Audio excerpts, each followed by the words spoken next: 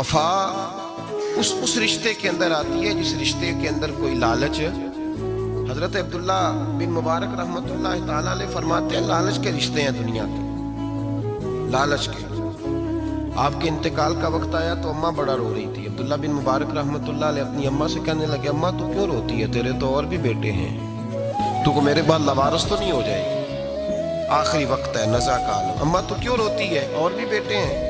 अम्मा कहने लगी, बेटा और भी बेटे हैं, पर जिस तरह का ध्यान तू रखता था वो नहीं रखते, जिस तरह वक्त पे दवाई तू ला के देता था वो नहीं ला के देते, जिस तरह तू मेरे खाने पीने का ख्याल रखता था वो। कहने लगी, अच्छा अम्मा इसका मतलब है तू मुझे नहीं रो रही, तू तो अपनी ज़रूरतों को रो रही है कि रोटी कौन देगा, खाना कौन लाएगा, दवाई। मैं समझा था शायद मुझे रो रही है। बीवी से पूछा तू क्यों रो रही है, तो कहने लगी, तेरी वजह से मेरी बादशाही थी, तू मौजूद है तो खानदान में, मुआशरे में मेरा एक वकार है, तेरे बाद तो बेवा की जिंदगी होगी। आप फरमाने लगे, ओहो मैं समझा था शायद मुझे रो रही है, तू तो अपने वकार को रो रही है।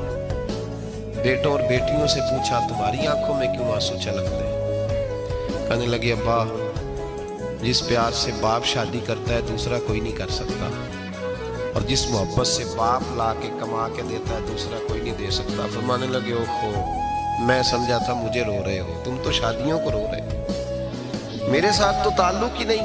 फिर अब्दुल्ला बिन मुबारक रोने लगे, फूट के रोए।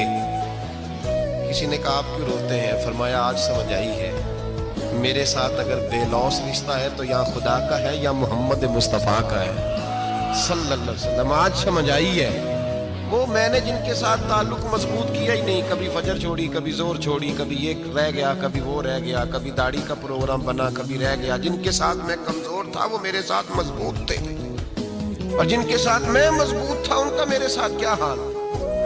ये कमजोरी है रिश्तों में, वफा नहीं।